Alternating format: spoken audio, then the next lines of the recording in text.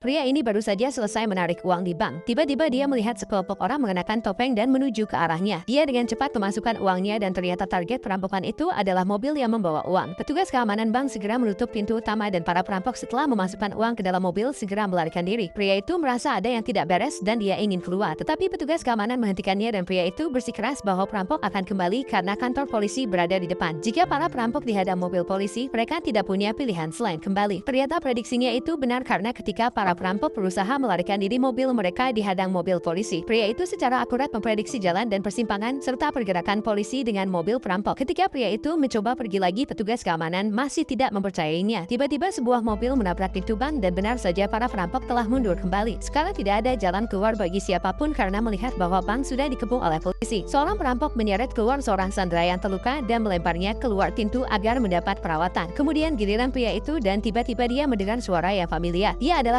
kapten polisi dan dia adalah saudaranya sendiri yang memanggil para perampok agar menyerah. Pria itu tidak mengungkapkan identitasnya dan sebaliknya dia mengatakan bahwa dia bisa membawa mereka keluar. Perampok itu tertegun dan seketika keadaan menjadi sunyi. Sementara polisi yang berada di luar mencoba mencari cara untuk menyerbu bank. Kemudian pria itu membawa para perampok ke ruang keamanan dan dia mengatakan bahwa mereka bisa melarikan diri dari sana. Tetapi begitu masuk, dia menemukan bahwa itu adalah jalan buntu. Perampok mencengkeram pria itu karena mengira mereka telah dipermainkan. Tetapi pria itu meminta kepada mereka agar membiarkan dia yang mencarinya. Setelah pengamatan yang cepat, dia menggeser lemari yang membuat para perampok menjadi bingung. Dia memberitahu bahwa ternyata bank itu dulunya adalah restoran dan di balik tembok ada sebuah ruang yang mengarah ke lantai atas. Dari sana akan membawa mereka ke pintu utara dan di luarnya ada mobil manajer yang diparkir. Kemudian seorang perampok mulai menghancurkan tembok. Sementara pria itu mengambil magnet dan meletakkannya di lemari besi. Saat itu perampok dengan bersemangat bahwa mereka telah menemukan rute pelarian. Pria itu menggunakan magnet untuk menipukan rencana tindakan polisi agar mereka bisa melarikan diri. Mereka harus meninggalkan satu orang untuk mengalihkan perhatian polisi yang berada di luar. Saat ini para perampok telah menganggap bahwa pria itu adalah teman mereka. Pimpinan perampok kemudian memerintahkan satu anak buahnya untuk mengendarai mobil pembawa uang dan menyerbu melalui bagian depan. Sementara yang lain mencoba melarikan diri melalui jalan yang sudah direncanakan. Hingga akhirnya mobil tersebut menerobos pintu utama dan itu berhasil menarik perhatian para polisi. Sementara para perampok yang lain memanfaatkan kesempatan itu untuk melarikan diri dengan mobil manajer. Kemudian para polisi menghadang mobil tersebut dan mengira para perampok melarikan diri dengan mobil itu. Ternyata dia hanya seorang diri yang menyandera manajer bank. Pada akhirnya dia harus mengorbankan dirinya agar teman-temannya bisa melarikan diri. Tetapi di tengah perjalanan pria itu membelokkan mobilnya yang mengakibatkan mobil itu terguling di pinggir jalan. Ketika para perampok tidak sadarkan diri, pria itu mengambil kesempatan untuk segera melarikan diri. Tiba-tiba dia teringat bahwa uangnya telah tertinggal di dalam mobil. Ketika dia mencoba mendekat, tiba-tiba mobil itu meledak yang membuatnya sangat terkejut. Tetapi dia melihat tas yang berisi uang dan setelah melihat sekeliling, akhirnya dia membawa tas itu pulang ke rumahnya. Terima kasih.